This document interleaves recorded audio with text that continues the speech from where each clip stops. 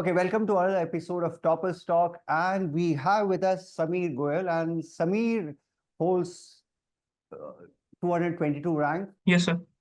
Nice, congratulations, Samir. Yes, sir. Thank you. Thanks a lot.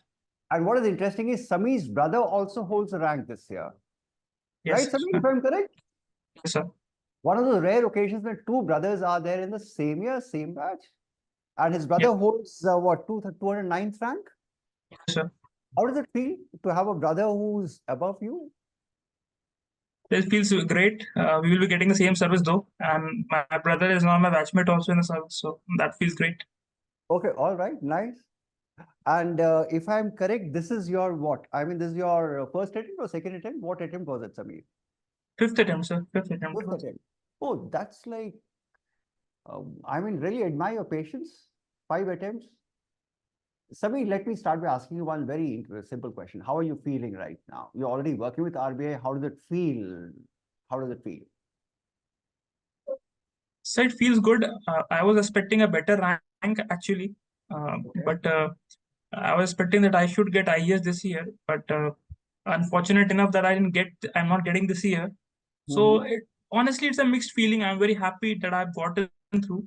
But Mm-hmm. yes, there's some kind of things in me like I should have done better. Today, the mark sheet also came. Mm-hmm. Again, I think the interview marks are not as per my expectations, and also Okay. the optional paper marks. So a mixed bag of emotions. But yes, on the whole, I'm balanced. I'm happy that at least I've cleared this year. All right. Good. Congratulations, Samir. Yes, sir. And okay, now it's been a long journey, right? 5, 6 years of journey. In these 6 years, you must have had your highs, you must have had your lows, you must have had your stress points, right? I mean, highs are manageable. Nahin, Samir? I mean, when you're on a high, you manage, but there are some low points. You have these self-doubts also. Am I doing the right thing? Is it worth all this effort? How did you handle those self-doubts?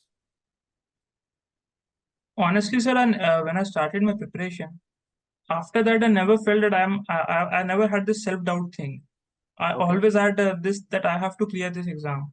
all right. So, so the self doubt was not there, but yes, highs and lows in terms of failures in this exam always came. But Mm-hmm. then I was sure that I need to give my at least 5 attempts in this exam, at max 5 attempts. Okay. So for me, it was a journey that if I'm not clear in this attempt, I will try for next attempt. So it was a journey that I was going through. Okay. Did I you didn't. did you ever have a plan B, Samir, that because people normally have this plan B also. Chalo yaar, yahan nahi ho raha, I should start thinking of a plan B. Did you ever have a plan B also in mind, Samir? So I'm already working in the Reserve Bank of India as an officer. So for me, I will join civil service only if I get the top post.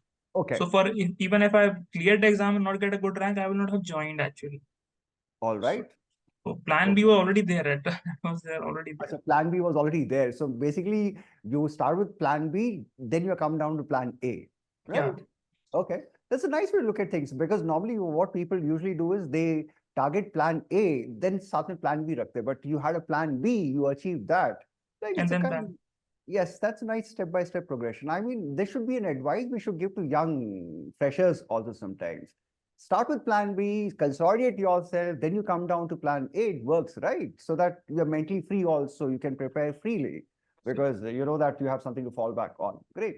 Sabine, now I have very basic questions. When I say basic questions, like um, uh, the biggest challenge here is the sources, what to read, what should be my sources. So can you tell our listeners what are the sources you focused upon? How did you went about preparing for the papers? And I can see that you have an engineering background and civil service, a lot of this humanities subjects. And I could see that you have sociology as an option also, pure humanities. So how did you manage that shift? What were your sources? And all? And by the way, I have this thing. It's quite interesting. Sociology, why?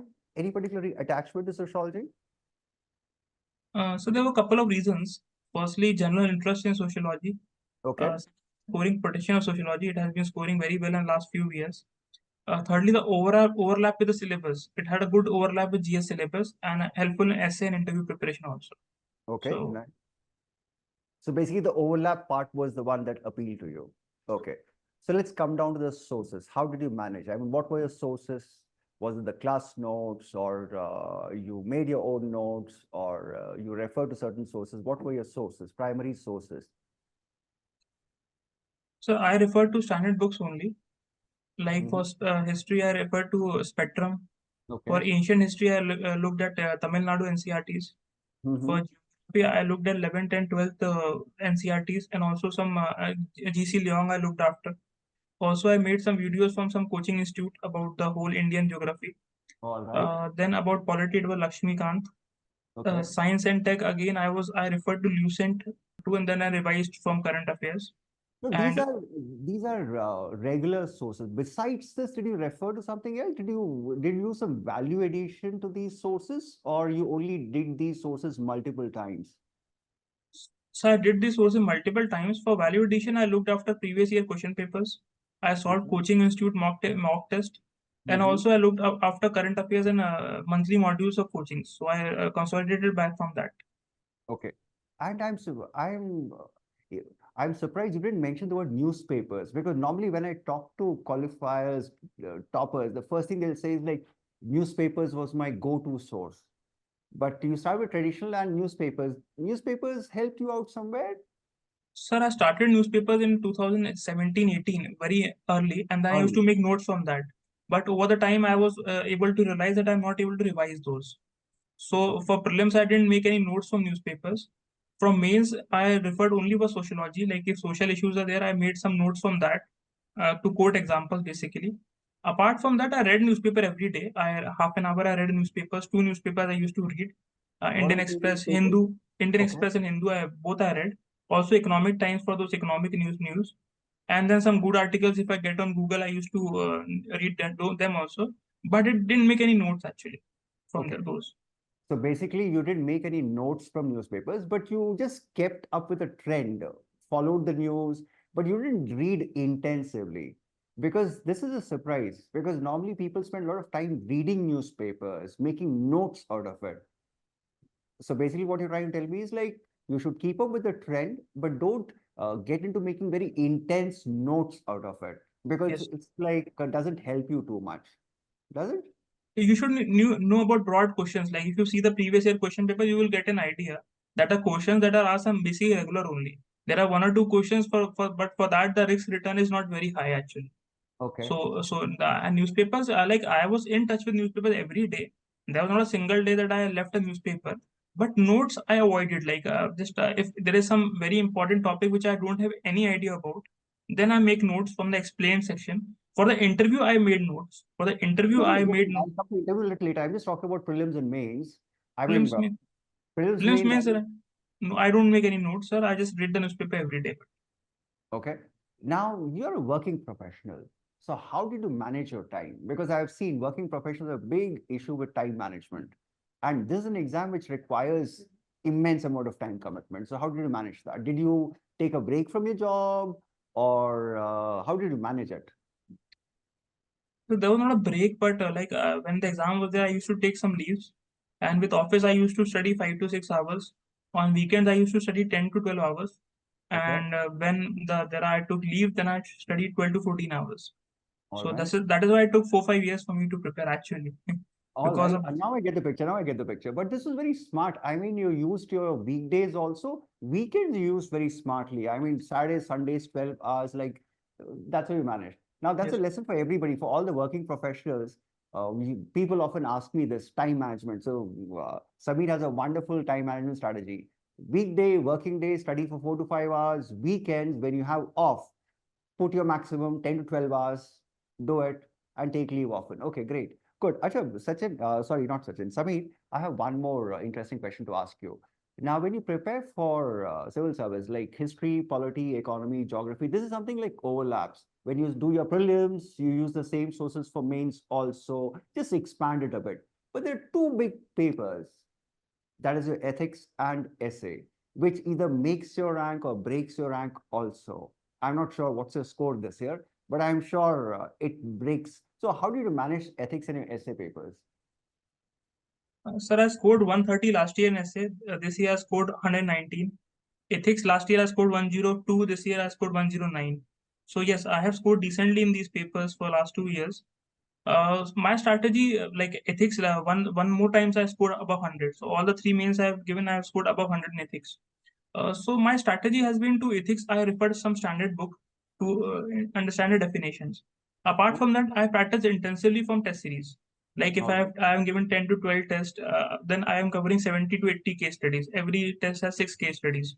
So I used to work on those case studies, and I have to make notes from these case studies, because most of them are repeated only. They are on the same lines.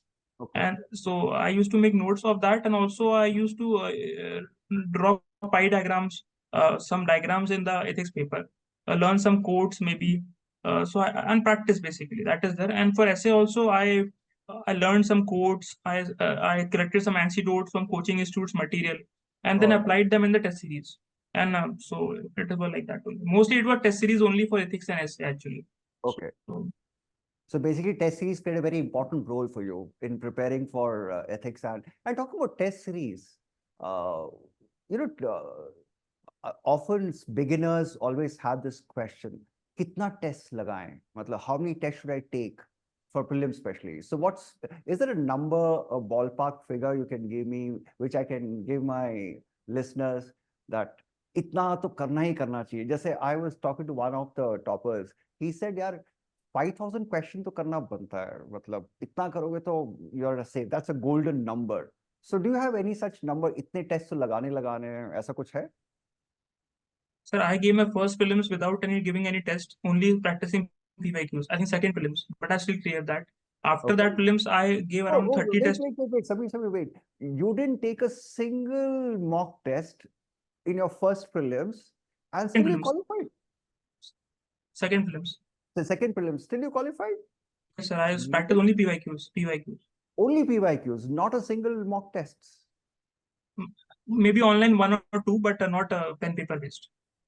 Oh, amazing. I mean, this is the first time somebody telling me, यार मैं test series के लिए बैठा ही नहीं, but I qualified my prelims only by doing PYQs. Okay, great. I have known many people who have done that, sir, actually. Okay, all right. No, I'm listening for the first time because normally people always tell me, यार इतना तो करना ही करना है, minimum इतने test और इतने questions तो करना ही करना है करके. All right. So basically, you're not a big fan of test series. You're a big No, fan sir, of I'm a fan of test series. Like after that, I practiced test series for the next 3 attempts. उसमें से एक attempt मेरा नहीं हुआ. बाकी last 2 साल से मैंने काफी टेस्ट दिए हैं. I have given test by going to coaching institutes also. All Like जो right. उनका all India open test होता है, I attempted for 2 coaching institutes. All right. So around ऐसे तो मैंने 6 से 7 टेस्ट किए, और बाकी घर पे I have practiced more than 30 tests. So Okay, I have great. given a lot of tests, but yes, there is no number actually. Okay. I will say if you are, there is no number actually. You can give a minimum of 20 to a maximum of 50. So वो 3,000 question की range आप समझ सकते हो. All right. Great. Okay. Suppose if I ask you this question that, syllabus is vast. So it's not about studying the entire syllabus. The strategy is you should know what to leave out also. Yes, sir. So what was the leaving out strategy? I mean, I'm sure you must have had this. कि यार इतना ही पढ़ूंगा, इतने को मतलब I can just drop this. It's like typical when you do graduation exams also, we don't read the whole syllabus, right? We just drop out some and we focus on some. So what was the areas which you didn't focus too much on? What was the areas you just completely dropped out and focused on some areas? Actually, this will help our listeners to zero in exactly how to prepare. So actually, there are some books and films that you have to read from cover to cover. So the source I read those from cover to cover. There was nothing that I escaped from that sources. Okay. Coming to mains, I stuck to the syllabus. No, I'm talking about mains only. I mean, I'm sure mains mein kuch to there must be some areas which you must have just left out, or you should have just thought about, okay, leaving out will be much more beneficial, something like that. Sir, mains, my idea was that I should know 300 words about everything in the syllabus. Okay. So 300 words was your ballpark figure. That in mains, I need to know 300 words of every single topic mentioned in the syllabus. I didn't leave anything upon that, sir. Okay, interesting. 300 words. Nice. That's a good benchmark. Har ek topic with 300 words. Nice. Same for sociology also? Very same for sociology. Sociology for 400 to 500 words for those static questions. Baki to sir, it's like depending on the question, but static I should know 400 to 500 words. All right, great. All right. Also there actually. Okay, now, it's a long exam. There'll be a lot of stress also. So how do you manage that stress? Because stress, uncertainty, pressure to rehta hai. It starts taking a toll on your mental health also. And Yes, this sir. is something which people ignore, the mental health part, the stress part. So how do you manage your stress and mental health parts? Stress, how do you manage your stress for this exam? So I used to play badminton. That was my hobby also. Okay, nice. Gymming on weekends or maybe something like that. And maybe my office was a stress buster. I used to go to office and meet friends, people. So that helps to Oh, me to yes, change the that, environment a bit. okay, that helps. That helps. Social media? There's a two school of thought here. Social media से दूर रहो, कुछ बोलते हैं social media use कर लो, it has source of information. So what's your take on social media? Does it help you in preparation or it's a distraction? So for prelims and mains, I was totally cut off from social media. थोड़ा बहुत मुझे कहीं Telegram से मिलता था, तो I used to be there. I was on WhatsApp always because of my office commitments, so I Okay, cannot leave that for sure. But I was not on these other platform like Instagram or something like that. I only came after mains, and I was all not right. active on them actually. So it's like it is you can leave it. It's not something that is of your life actually. You can always leave it for some time. Person like me who gets it's difficult to maintain concentration. For me, there's no use of going to social media. And apart from that, for interview, we had this Telegram groups. We used to discuss on that. Okay, So apart from that, I was not active on any social media. okay. Now coming to your brother, how much of a help your brother was? Because it's like having two brothers studying for the same exam. Was it a help? How did you It both was help out each other? it was a big help actually, but actually his way of studying is different, totally different from how I studied. Mm-hmm. In the interview, we discussed a lot.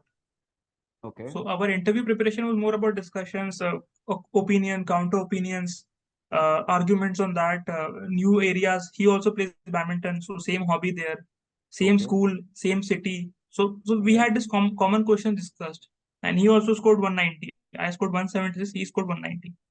So it's like we discussed extensively during interviews. And for mains, we had discussion about each other's marks, about mock tests, how much you scored, how much I scored. So it was like a competition in your own house. So you get Okay, motivated also. all right. So that's how Competition it is in a your help. own house.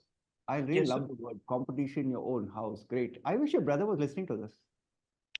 He listened. We have been giving a lot of interviews. So Okay. it was not Uh, like competitive enough, but it was like a yeah, healthy yeah, I get the competition picture. I that. get the picture. I get the picture. It's healthy competition at home. It matters. It matters. Okay. Let me come down to this very tricky question called answer writing. Okay. Yeah. Okay.